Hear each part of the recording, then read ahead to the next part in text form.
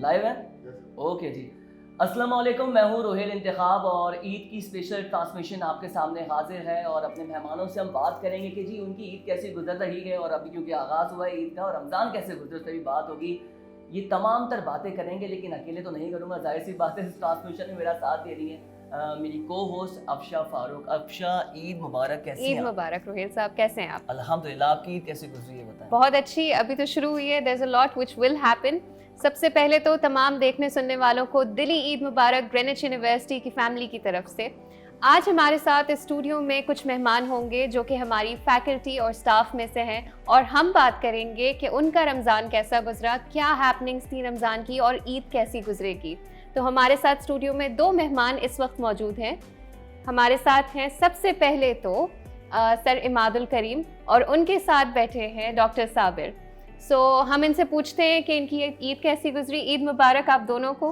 आपको भी मुबारक, बहुत बहुत मुबारक हो। सर, क्या हैपनिंग्स हैं ईद की?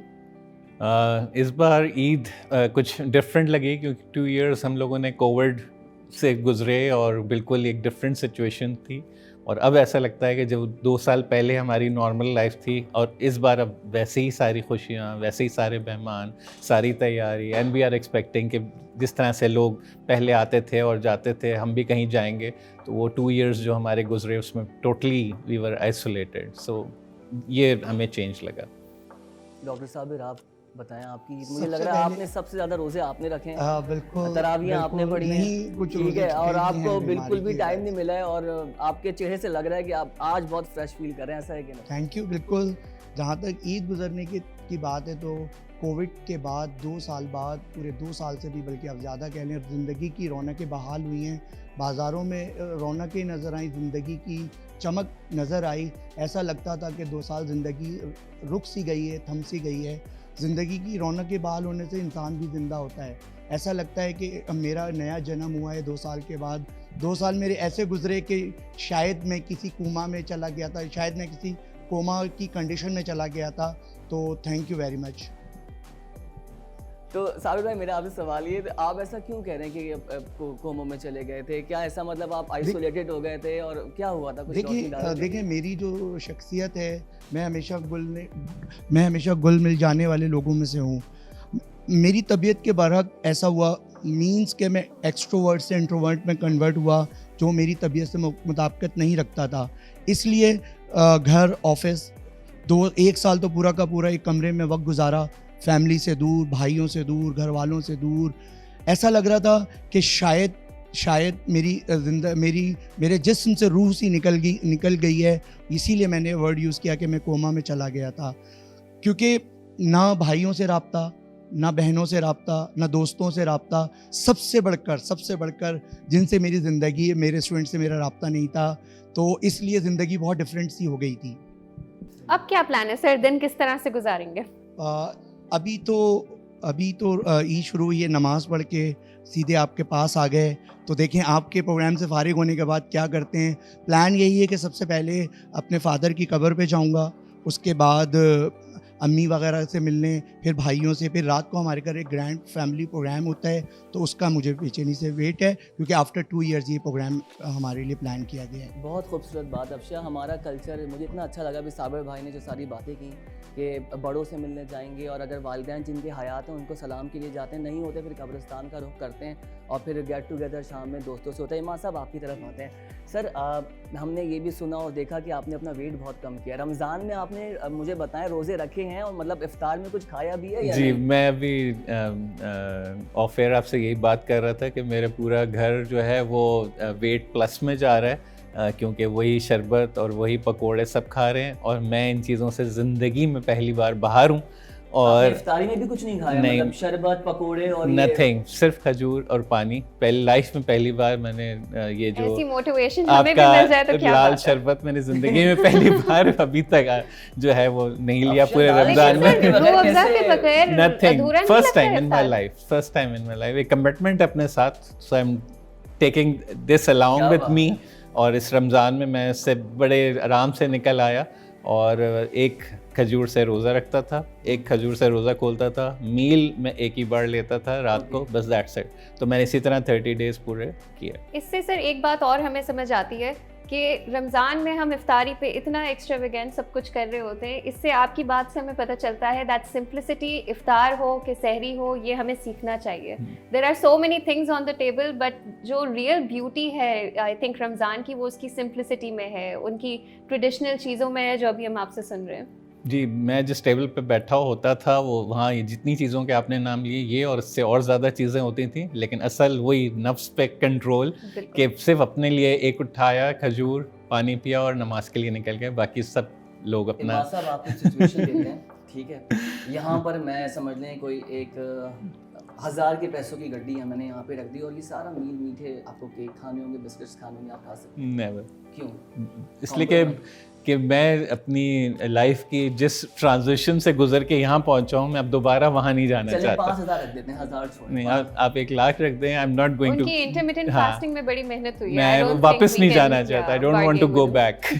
अच्छा साबिर भाई आपसे करते हैं फिर सवाल, उसके बाद इमाम साहब से करेंगे। साबिर भाई ये बताएं, ईदी बच्चों को तो आप देते होंगे, आपने बताया आपको बच्चों से बहुत प्यार है, कोई आपको है ईदी देने वाला? आपको जी माशाल्लाह। कितनी ईदी मिलती है मेरी आपको? अम्मी हयात हैं, अम्मी माशाल्लाह देती हैं। माशाल्लाह। और मेरे मामू इकबाल मामू, जो जिनके साथ मैंने अपनी ज़िंदगी के बहुत सारी यादें उनके साथ बहुत सारा वक्त गुजारा है माशाल्लाह। वो मुझे अमेरिका से ईदी भेजते हैं, वो भी माशाल्लाह डॉलर्स में आती है। तो एक्चुअली हमारा ख़ानदान बहुत बड़ा है, बहुत बड़ा ख़ानदान है, ननियाल की तरफ से बहुत बड़ा ख़ानदान है, ददियाल अच्छा खासा बड़ा ख़ानदान है। तो माशाल्लाह मुझे भी मेरे मामू, मेरे ताया वगैरह बच्चों की तरह ट्रीट करते हैं। तो मेरे कितनी ईदी मिल जाती है आपको आपको और उसका करते क्या है? अभी अफशा छोड़, हमें कितनी ईदी देंगे आप ये बताएं। जितनी मांगे आपके लिए, तो दिल भी हाजिर है, जान भी हाजिर है। सर ईदी दिल से दी जाए तो थोड़ी सी भी काफी है, बात हमें जो दिल करे हम आपसे ईदी लेंगे। आप बोले ईदी का कोई मसला नहीं है। मैं अफशा के लिए तो मैं ईदी लेकर आया हूँ, क्योंकि ये मेरी स्टूडेंट भी है इंशाल्लाह, और मैं इनके लिए पहले से ही लेकर आया था। ये अफशा आपकी ईदी। Thank you so much sir, Eid मुबारक। अच्छा, मेरी ईदी के जो पैसे होते हैं वो क्या करते हैं, मेरी पॉकेट मनी बच जाती है, मेरे पास से अपने पैसे बच जाते हैं। मैं अपने बच्चों को या अपने भतीजों को, भांजों को, माशाल्लाह 100+ भांजे भतीजे हैं। अच्छा ये अब बताएं कि ग्रेनिश में आप दे रहे हैं सबको ईदी? इंशाल्लाह सबको दे रहे हैं इंशाल्लाह। अच्छा साबिर भाई, मुझे तो मिल गई। Are you jealous? ओके, अभी देखें हमारे सारे बिहाइंड द कैमरा पूरा स्टाफ बैठा हुआ है, लोग हमें देख भी रहे हैं, जो भी सारे हमारे ग्रेनेज के लोग ये प्रोडक्शंस कर रहे हैं, तो उनको तो ईदी बन। देखिए ईदी का मतलब पैसे नहीं है, प्यार। असल तो दिल से जो निकलने वाली दुआएं और दिल से निकलने वाली जो बातें हैं वो ईदी से बढ़कर होती अच्छा हैं। मुझे ऐसा लग रहा है साबिर भाई को अमेरिका से ईदी आती है, तो मैं चाह रहा हूँ कि जो डॉलर्स हैं वो यहाँ मुंतकिल हो। इंशाल्लाह। लेकिन मैं सोचो संभाल के रखूँ, ताकि डॉलर्स की कीमत बढ़ती रहती है, घटती रहती है। सर हम तो संभाल के रखेंगे, बिल्कुल, आप जब बस अच्छा तकसीम मेरा कर वादा है, दें। जब जैसे डॉलर 200 रुपए का हुआ $1, तो इंशाल्लाह आई पे you. That's so sweet. So That's sweet my of commitment. both of you. So sweet of both of you. Moving on, कुछ और सवाल अच्छा सा पूछें इनसे। बिल्कुल। अच्छा एक सिचुएशन देते हैं अफशा इनको। बिल्कुल। ठीक है, सिचुएशन ये है कि ईद तो गुजर रही है और गुजारेंगे, अभी 2 दिन बाकी हैं, आज पहला दिन है। एक दिन के लिए अगर प्राइम मिनिस्टर बना दिया जाए, साबिर भाई लग भी रहे हैं इस वक्त इमरान खान को, जिस तरह से आपने कॉपी की है ना, मुझे लग रहा है कि आप इंस्पायर हैं इमरान खान से। तो फॉर्मर प्राइम मिनिस्टर की हम बात करें, अगर हम मौजूदा कोई भी आपको एक दिन के लिए चार्ज दिया जाए कि आप मुल्क के वजीर आज़म बनेंगे या चीफ मिनिस्टर बनेंगे, तो आप कौन सा ऐसा इक़दाम या काम है जो आप समझते हैं वो फ़ौरन करेंगे आप? सबसे पहला जो काम मैं ये करूँगा कि मेरी कोशिश होगी कि मुल्क से गुर्बत ख़त्म हो जाए, ख़जाने में जितना पैसा है वो मेरी कोशिश होगी मैं गरीबों में बांट दूँ। भाई सब ये बातें करते हैं, वो बात जो मतलब हम कहें कि नहीं ये वाकई हो सकती है, कोई ऐसी चीज़ जो कुछ ऐसा इंटेलेक्चुअल माइंड में आपके आता हो, सोचते हुए, पढ़ाते हुए? मैं सबसे पहला काम मैं ये करूँगा कि मुल्क में एजुकेशन को फ्री कर दूँगा। इमाम साहब सिचुएशन आपके सामने भी रखते हैं, अगर आपको प्राइम मिनिस्टर बना दिया जाए तो आप क्या करेंगे? जी, मैं तो इमरान खान का फॉलोअर जब से हूँ। जब इमरान खान पॉलिटिक्स में आए थे उस वक्त लोग कहते थे कि आप कहाँ जा रहे हैं, मैंने कहा आई जस्ट फॉलो हिम, जो भी जहाँ भी लेकर जाए। तो ये मतलब 20-25 साल पुरानी बात है। बट जो मेन पॉइंट था इमरान खान का is about law enforcement and corruption. मेरा एजेंडा वही है, क्योंकि सारी ऑफशूट्स करप्शन की और प्रॉब्लम्स वहीं से निकलती हैं।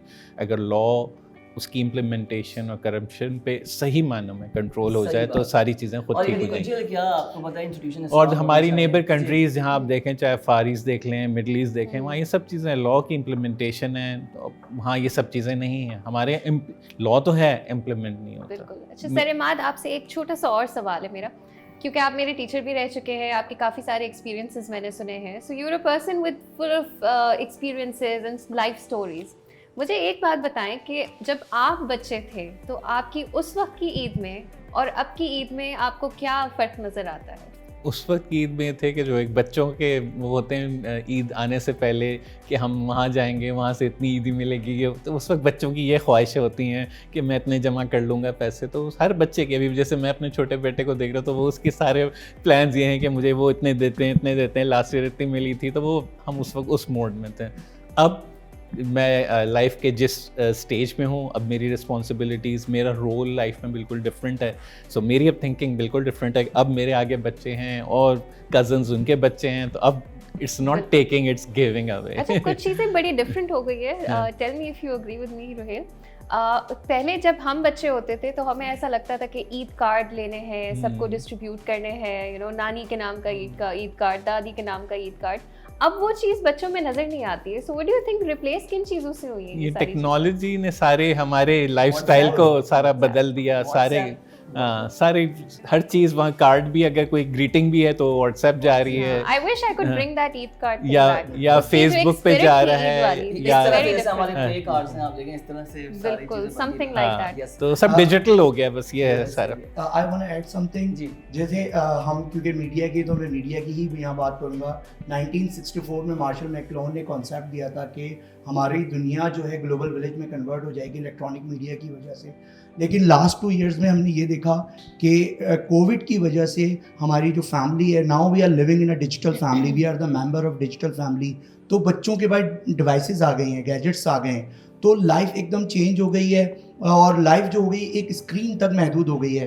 तो पहली जैसी कोई बात नहीं रही और आने वाला दौर तो इससे भी ज़्यादा ख़तरनाक लग रहा है, क्योंकि हो सकता है कि हमारी लाइफस्टाइल, जो हमारी लाइफस्टाइल डिजिटल लाइफस्टाइल में कन्वर्ट हो जाए और हम बात, हर पैगाम, हर चीज़, इवन ईद मुबारक भी हम जो हम फेस टू फेस कहते हैं या बोलने की कोशिश करते हैं या हमारा दिल चाहता है, वो भी हमारा दिल भी, हमारे इमोशंस भी मोहताज हो जाएंगे डिजिट्स के।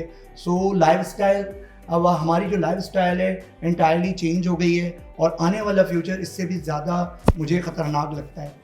अच्छा साबिर भाई, ये तो आप अभी क्लास है, मुझे लग रहा है आप क्लास ले रहे हैं, सीरियसली हम डिफरेंट बातें करते हैं। मुझे पता है आपका बचपन कैसा था, कभी घर वालों से डांट पड़ी हो, शरारतें करते थे? देखिए बचपन में सभी शरारतें, कोई ये नहीं कहता था हम बचपन में ही प्रोफेसर थे, ऐसा नहीं। ठीक है, तो बचपन आपका कैसा था? किसी बात पर घर वालों से डांट पड़ती थी या कोई ऐसी चीज़ आप शेयर करेंगे कि काश मैं अगर बचपन के दिनों में वापस चला जाऊँ तो मैं ये चीज़ करूँगा, या देखिए चीज़ नहीं हुई? मेरा सबसे बड़ा जो मेरे फादर के साथ रहता था मसला या झगड़ा जिसे कह लें या कॉन्फ्लिक्ट रहता था, मुझे बचपन से मूवीज़ देखने का शौक़ था।